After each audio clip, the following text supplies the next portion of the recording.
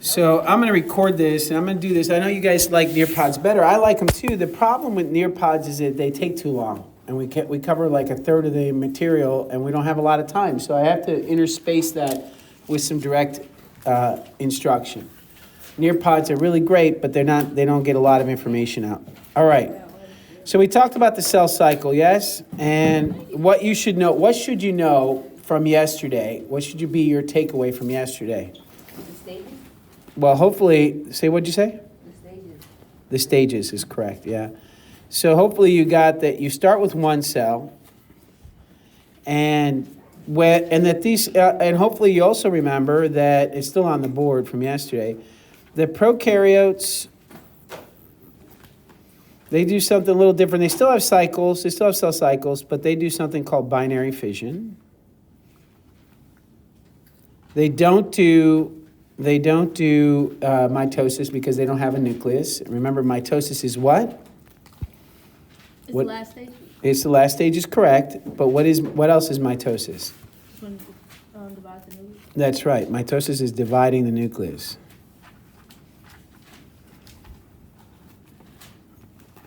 When those are Yeah. prokaryotes, it's binary fusion, correct? Or is it that? Oh, yeah, it's fusion. Sorry, binary fusion, not fission. Fission is when they come together. Fusion is when they split. Wait, what is this? Binary. I'm sorry, I was right. Binary fission. You were right, okay. Trying to write three things at once. It never works. All right, so prokaryotes don't do mitosis. Now, I want to remind you that there are these things called protists that they do mitosis, and that the other interesting part is that these are single-celled, and because they're single-celled, they divide when they divide.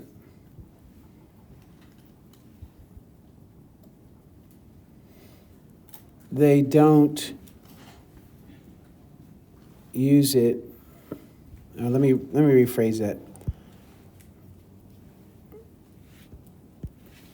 They only do it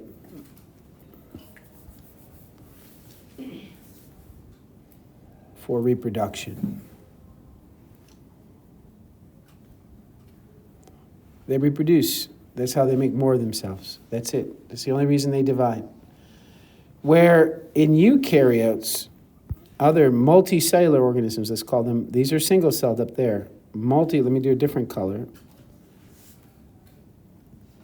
Multicellular organisms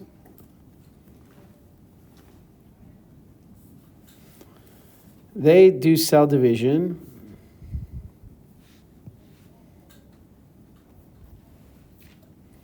And since all multicellular organisms, or most of them, are eukaryotes, they do mitosis, right?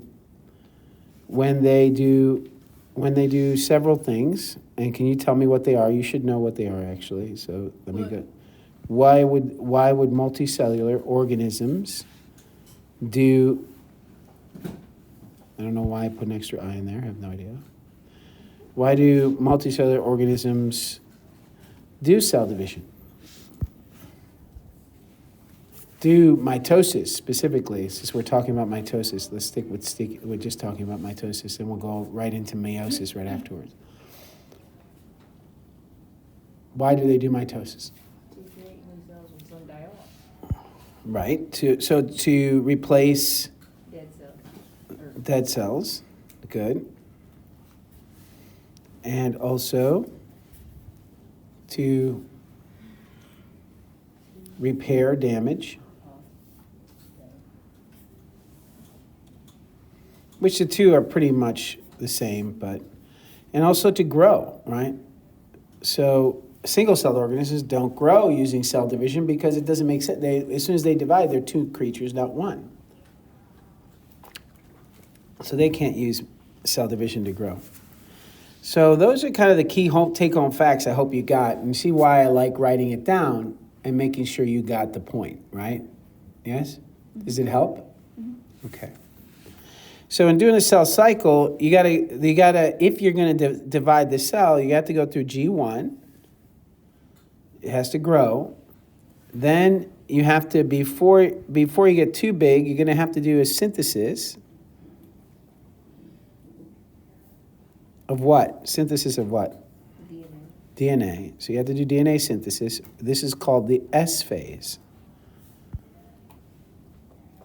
Then you have to do G2, that's correct.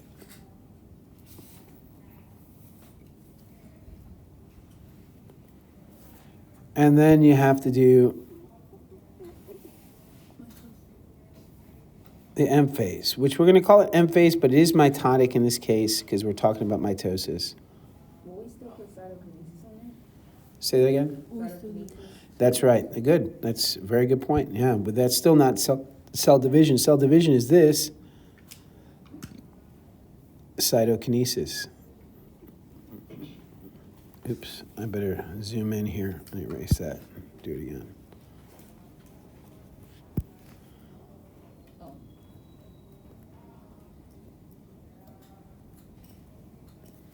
Right, cytokinesis. And let's not forget, some cells, they go into this kind of long-term, non-growing, non-cell dividing part of their life that we call G0, and they stay there. Some of those cells come out of G0 after a while. Some stay there your whole life. In the case of your brain cells and cardiac cells, they stay in G0 your whole life. Yeah.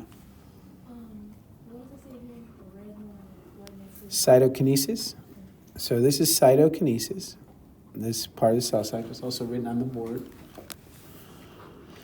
This is where the cell actually divides. All right, so that's the cell cycle. Now, what are the three control points? I told you going to have a quiz today. What are the three? I told you have to look it up. What are the three control points? One was in G1, the other one was in synthesis DNA, and the other one was in G2. That's right. At one point in G1, there's going to be a checkpoint 1, right? There's another checkpoint right here, right before it goes into mitotic phase is checkpoint 2. And then there's one right before metaphase, that's checkpoint 3. 3 main checkpoints, internal checkpoints that occur to make these checkpoints, 1, 2, and 3, are checkpoints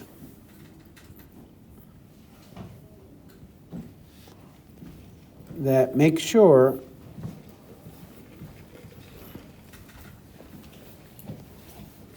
that the cell is ready to divide. So each one of these happened before the next stage?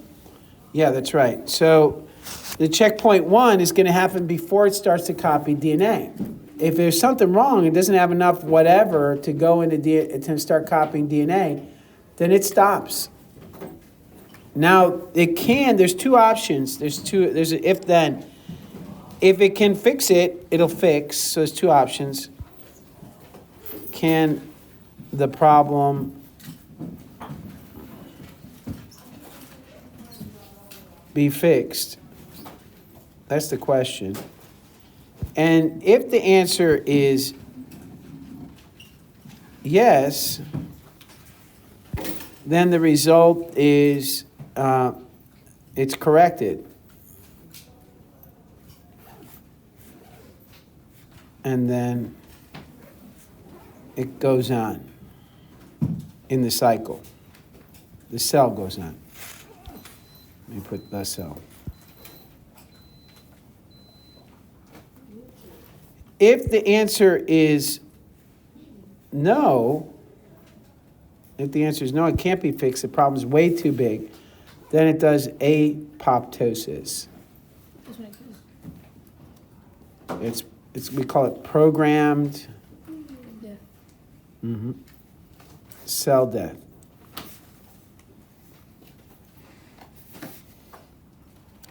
So when something goes wrong with these checkpoints, checkpoint 1, 2, or 3, we know the result is cancer, uncontrolled cell division, over and over and over again. Growth continues, cells divide, and you get something called a tumor.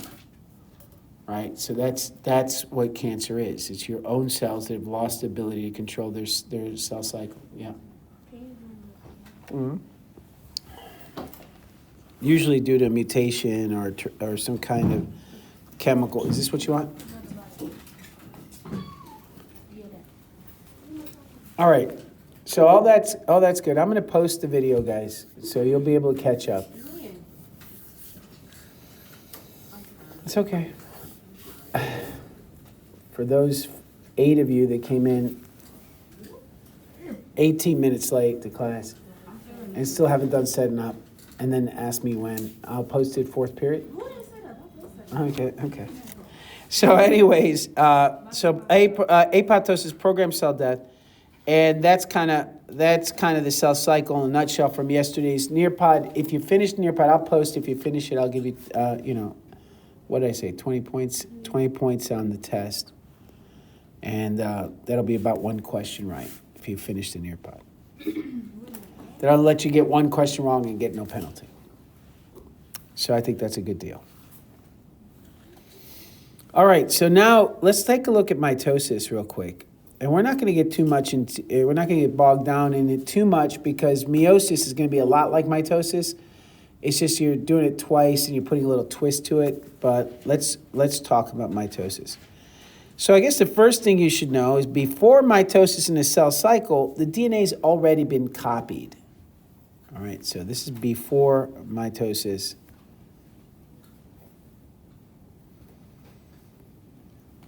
In the nucleus, the DNA looks like a bunch of spaghetti.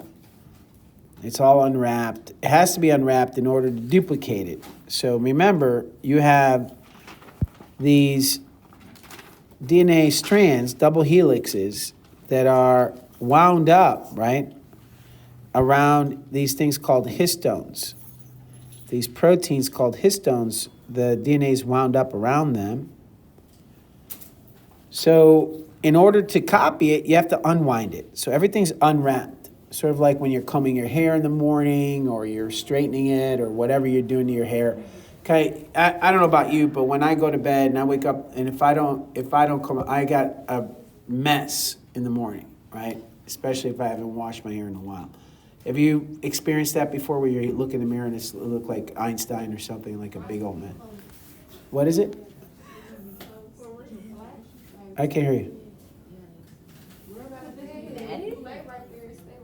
Oh, yeah. In whatever shape, it's just random, right? Well, that's what the DNA usually looks like when it's being used. It's all unwrapped. Normally, if it sells in G0, it'll be mostly unwrapped. The ones that are wrapped up, those genes are off. The ones that are unwrapped, they're on, right? That's how you turn. That's one of the ways you turn genes on and off. You wrap them up, put them away, the ones that you don't need. However, when you're making copies of the DNA, you have to unwrap the whole thing. So it's a big mess in that nucleus. It's a lot of work. And can you imagine, what if I told you to take out a textbook and start copying the book? Start copying the book. Word for word, letter for letter, exactly the way the book is. And what if I told you that if you got one letter wrong, you failed?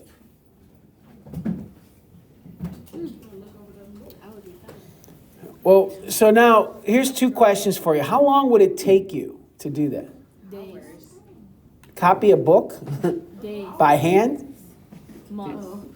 Or maybe months, maybe even a year, right? I mean, it would mean to copy it word for word, the entire book. If I didn't sleep, maybe, if I slept only a little bit and I just did nothing but that, I could maybe do it in a few weeks, right? But you agree? Now imagine having a stack of books that reached to the moon. It's a copy? And you had to copy it. Oh, hell no.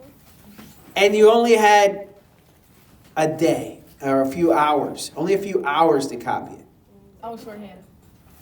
Well, no, can't sure. It has to be exact. It has to be exact. If you mess up one single letter, you call it a mutation, and you could cause cell death, cancer. You can't make a mistake.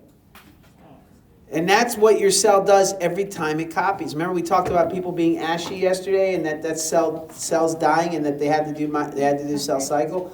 That is, those cells are doing that, copying a number of the relatively the same number of codes as having a stack of books to the moon, and they're doing it in just a few hours. Your cells. So they're moving fast. They're moving incredibly fast. So one of the keys is that there's billions of little molecular machines working all at the same time. So it's not one machine doing it, it's millions of little machines doing it. But the point is that it's a mess in here. It's really a chaotic, it's well organized, but it's a lot of things going on at once in that nucleus when you're going through cellular division. So everything's unwrapped. It looks to us when we look at them through the microscope, and you'll see it on Friday. No, Thursday for you. Thursday. I got it. So when you look at it under a microscope on Thursday, you're just going to see a big black ball, maybe gray ball, and it's just going to be sitting there. It's going to look like you're going to look, what is that? That is that magic happening at the cellular level, at the molecular level. So So your cells are copying all that DNA during the S phase. So this is happening during S phase. Now the S phase is before G2. So you do the S phase, then you do G2. So you start making sure you grow everything, and you're checking everything, and you're making doubles of everything, anything you didn't copy before. Now, before you get to separate, now you're going to have to take this jumbled mess, right? I don't know about you, but my sister, she used to have in her room, she had her own room, which is something none of the other boys had. But she had her own room, and she had a dresser and a closet. But my mother would get so mad because she couldn't even open the door to her room because of the clothes that were on the floor. Like her clothes were everywhere. It was like knee deep in piles of clothes. Imagine asking her to move. Imagine asking her to move to another room. It would take days because she'd have to do what? Theoretically, assuming she doesn't just start throwing clothes into the other room, what does she have to do? She had to Fold them up, put them in boxes, organize them, then move them, right? Boxes? Why put them in boxes? Or if we're moving houses, let's say. All right. But yeah, you're right. If you're moving rooms, you probably wouldn't move in boxes. But still, you'd have to pack them, right? You'd have to fold them, pack them to move them. Well, your cells have to do that with DNA too. You're not going to just randomly look. You got to think about it. See the gene for who likes breathing, who likes having lungs. All right, I do. And let's say that gene is right here on this chromosome, and there's two copies. See whatever you write. All right, so let's zoom in. So that's the gene right there for lungs, and there's two copies because the cells copied it, and maybe there's a copy over here. From mom, and another copy, two copies from mom and two copies from dad because you've copied the copy, right? But remember, you got all these other DNA molecules that have been copied in here as well. Maybe, who likes having a brain? All right, man, I do. And maybe the gene for the brain is over here on this one and this one. And there's two copies, one from mom, one from dad. So that's been copied. So there's 4 copies now. Because at this point, there's 4 copies of every gene, right? Because you've copied it during S phase. So now, if you randomly separated these into 2 cells, because we're doing cell division, right? Randomly separated them, then you might get all the brain genes in one cell and all the lung genes in the other cell, and neither cell is going to live, right? You have to have the genes for every part of you in every cell. Otherwise, you're not going to be able to make a brain. If you're talking about growing a human being and you're going from a single cell, you're talking about that first cellular division, you're not going to be, you need to make sure that every gene gets in every cell that's copied over and over again. 300 trillion cells all have to have the same genes, all the same information. You have 300 trillion copies of billions of nucleotide sequences in your body right now. They're all identical because your cells have that amazing magic machinery. It's not magic, it's nature. It's amazing machinery that's been able to keep those copies and keep them going. I think that's really cool and better than any magic show. So anyways, in order to do that, you got to pack them. Do you agree?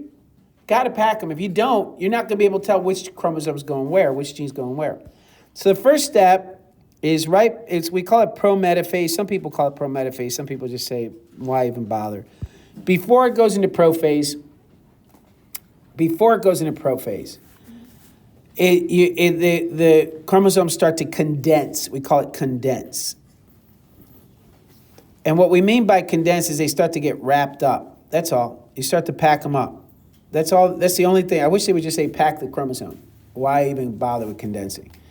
But the chromosomes start to condense. And so they go from looking like that to looking something like this. And they all look different because they all have a different number of genes. They do have this thing called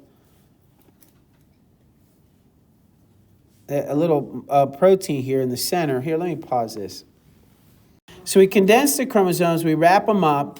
So when we talk about that, it's this. You take the DNA that's unwrapped, that's been copied now, right? It's been copied. So there's 2 double helixes, right? So there's a double helix that you see here, but then there's 2 of them. They're only I don't like this. I drew this. Wait, you're telling me that? No, that don't look like that. It looked like number 1. A flower. It looked like a butterfly. They just coming for you. For the record, since I'm recording, that they're coming for me, so when I go back at them, I want this on record. All right, so anyways, back to focusing. These are double helixes, and when you start to condense, you start to wrap them up, and you wrap them around these histone proteins, okay? And normally they're wrapped up when you're turning them off, but right now we're wrapping up to pack them up to take them away. When you do that, one copy's here on this side, and the other copy's here on this side, all wrapped up into these little bunches.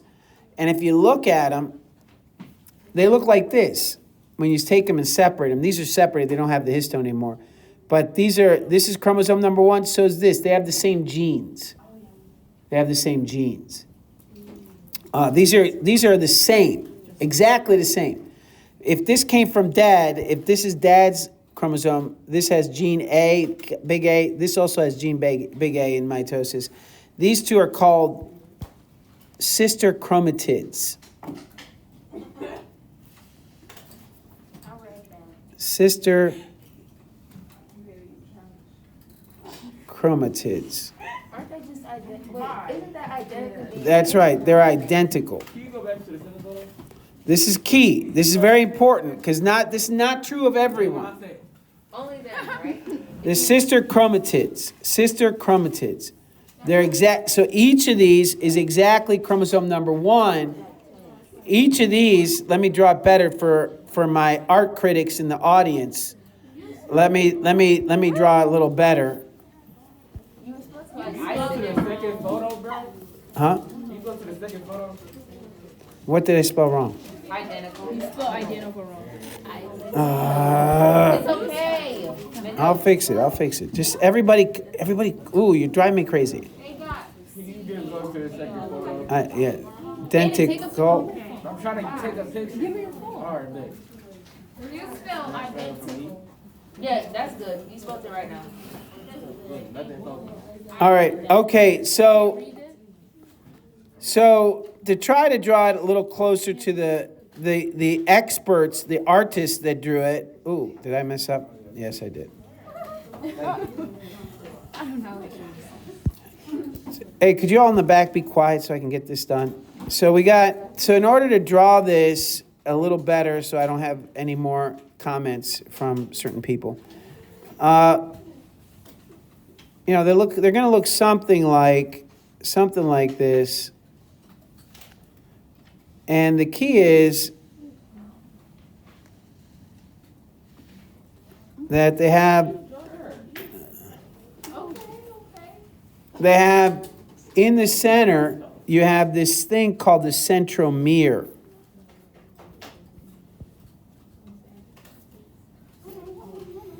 And this whole thing is called a chromosome.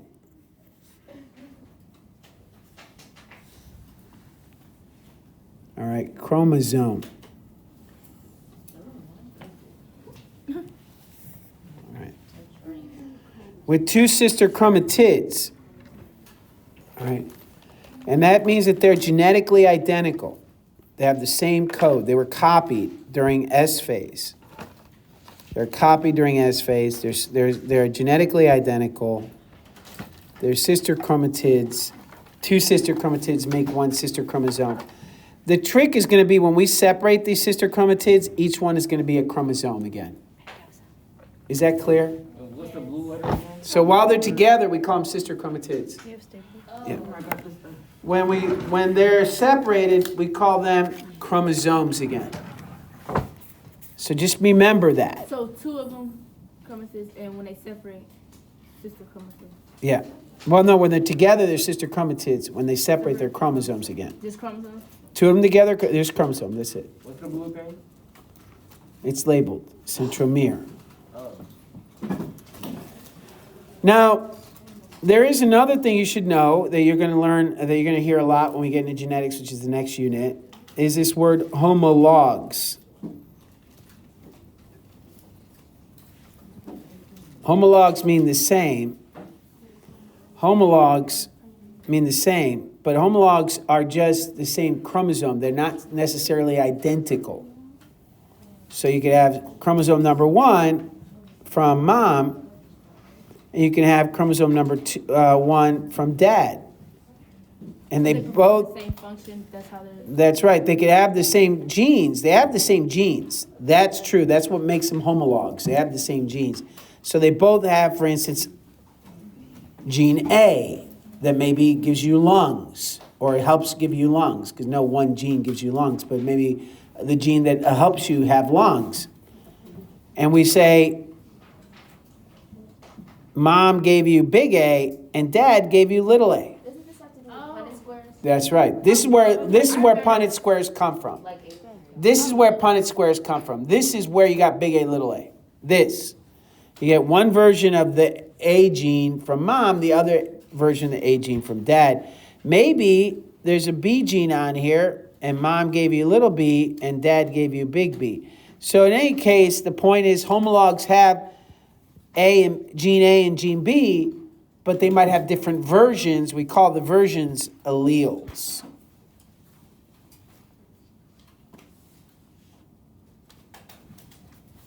Now, there's someone that has a question. In the back, you had a question? Ain't that called the dominant or recessive? Yes, very good. Those are the capitals normally called dominant, and then the lowercase is recessive, although you will be going over some alternative non-Mendelian ways of inheriting things, and we're going to talk about other things. For instance, a lot of the things you think are dominant recessive aren't, like skin color. A lot of people think skin color is dominant. It's not. There's 8 different genes. It's called a polygenic gene. So there's 8 different genes that control skin color. Eye color is the same way. Blue eyes are recessive, but that's only because there's a master gene that is impacted by that, that's inherited as dominant or recessive. Hair color, height is also not dominant or recessive. So you could be short and your spouse could be short. You can have a tall baby. That's easily done because you have many different, there are many different genes controlling that. Yeah. We will later. We're not in that yet. We're still just talking about dividing the nucleus. Okay? So homologs, we call these homologs, they're alleles. So that's the centromere. Now, we've got them condensed and we package them. That's great. But now we got to separate them.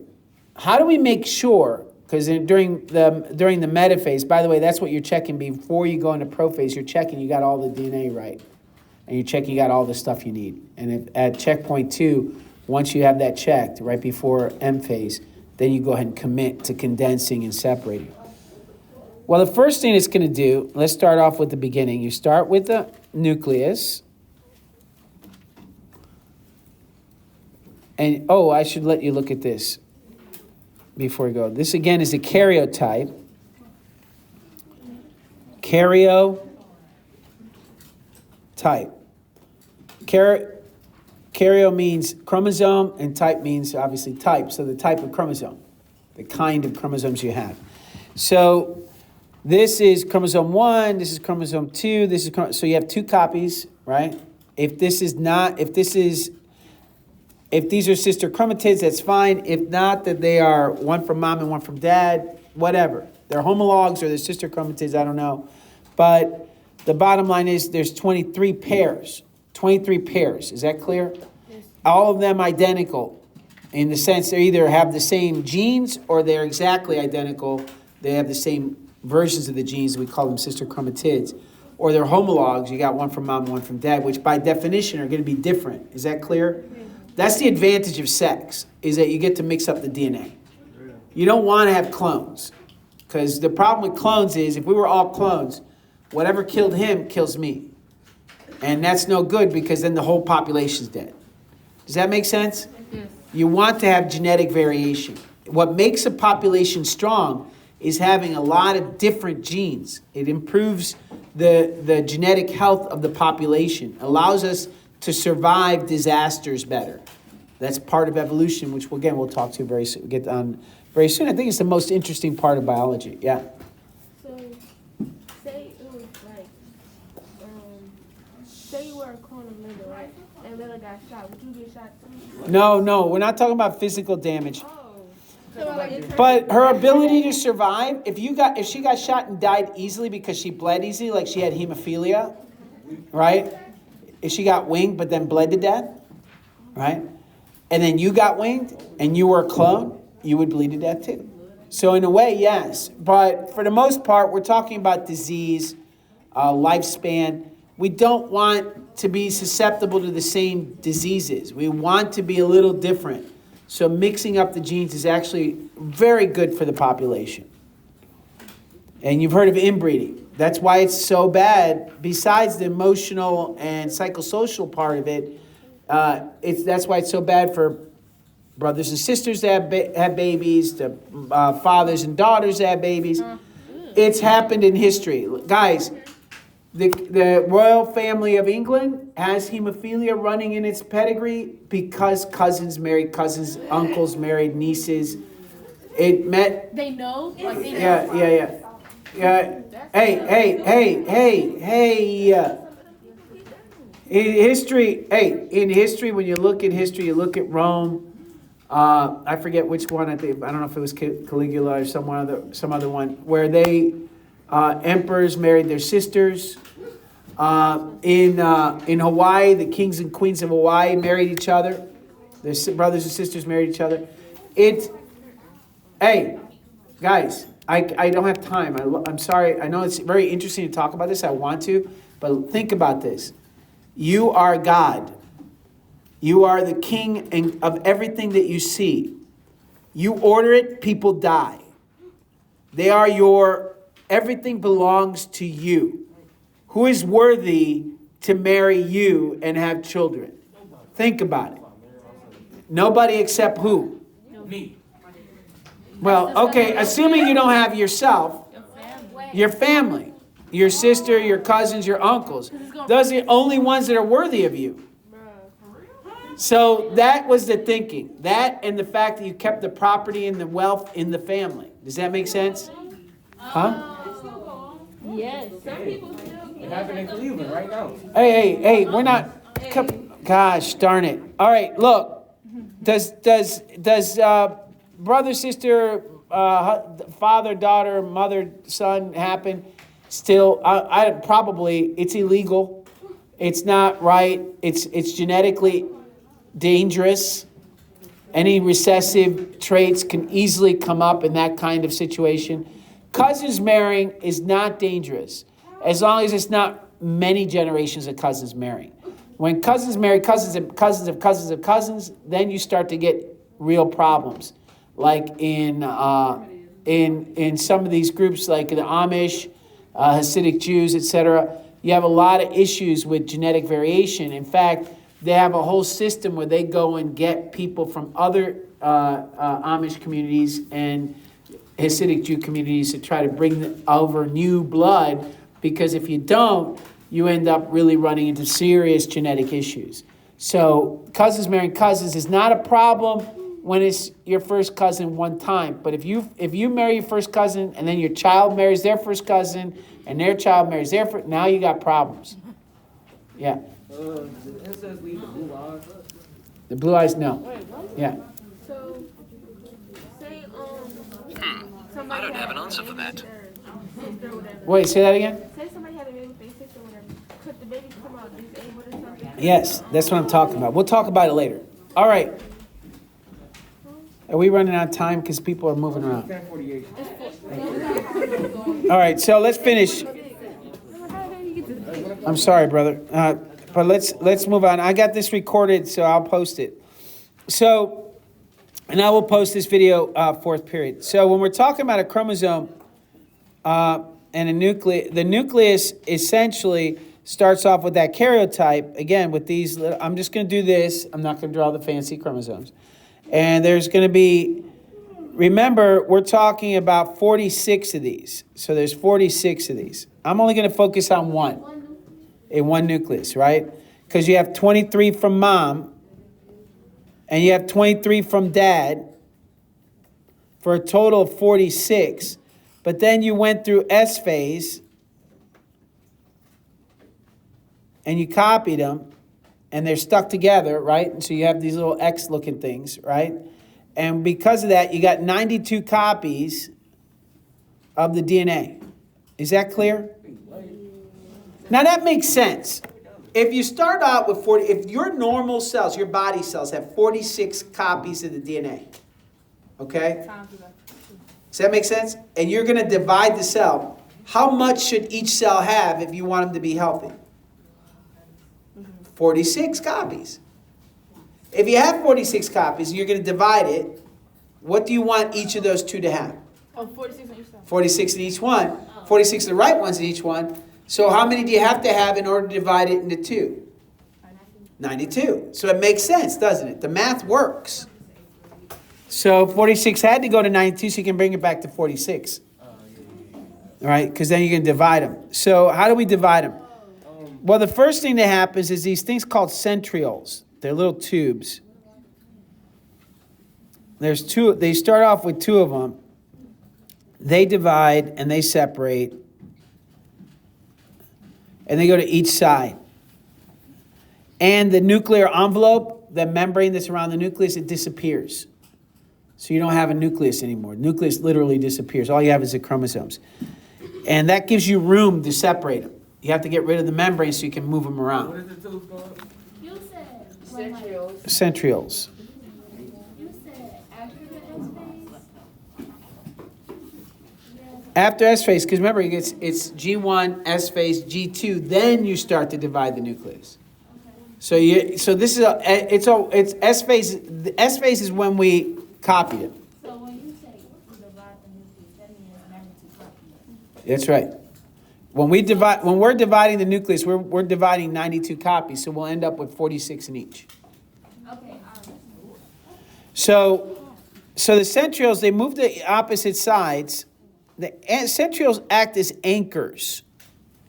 Now you're going to divide them. You're going to pull them apart like a game of tug of war. You got these chromosomes. You're like a cowboy in a lasso, right? You got cows everywhere. You got to get that cow back where you want it to go. You throw the lasso around the cow and put them where they need to go. Well, we need lassos, and those lassos are called microtubules. Micro is like this, and tubules. Thank you, ladies. And they form this. They form this network. This also starts to be formed where the nucleus used to be.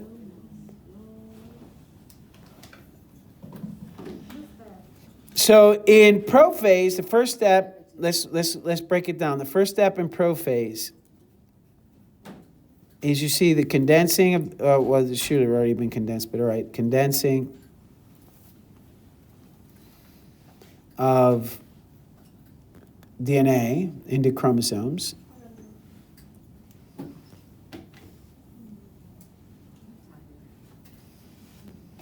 And then you also have the centrioles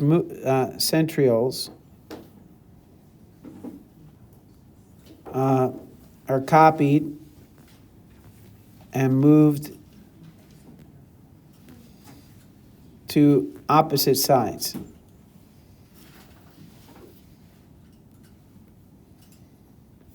That's what happens in prophase. Now, you have all these things, and what's the next step? Does anybody know the next step after prophase? Is it like Metaphase, that's right, metaphase. Didn't you say you didn't like something about metaphase a couple minutes ago? That's right. So there's a checkpoint here. There's a checkpoint. At this point, what the cell is checking is making sure that all the chromosomes are attached to the microtubule. Is that clear? Yeah. You want to make sure that the chromosomes are attached. If they're not attached, you try to separate, you're going to leave chromosomes behind, and that's no good. We talked about that. Got to have the exact same number of chromosomes, or you got issues. Mendoza, I got a question. Yeah. So would it be metaphase, then prometaphase, or is it? Prometaphase comes first, then metaphase. But I'm going to leave out prometaphase. Let's just talk about metaphase. Let's keep it simple, okay? Let's talk about prophase, then metaphase. There's all kinds of ways you can divide this process, all kinds of subtle ways that are important, but we're going to go ahead and just leave it at that. Prophase, then metaphase. Now you got these tubules. They're up here. And now in metaphase, all the chromosomes, their centrioles, are latched onto the microtubules.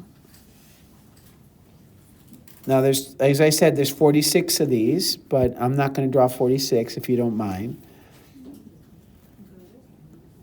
The sister chromatids are here.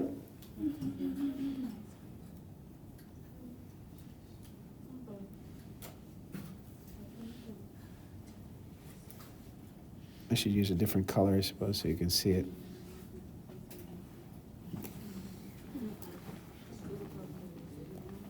Does that make sense? So the chromosome attached to the. They line up, and they line up so that you got one sister chromatid facing this way, so it can be pulled that way. One sister chromatid. They literally line up. So let me make it clearer by drawing it better.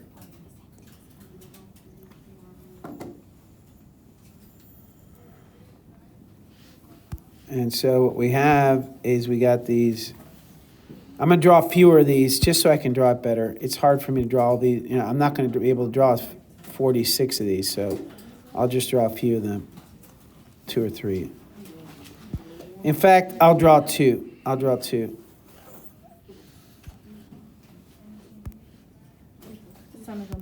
Is it time to go? All right, so look, we're behind.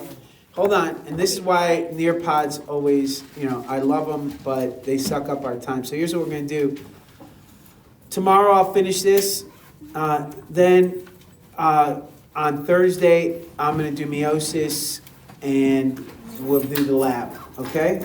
And we might have to do a lab 2 days, 2 Thursdays for 2 Thursdays instead of just one, but we'll get it done, all right?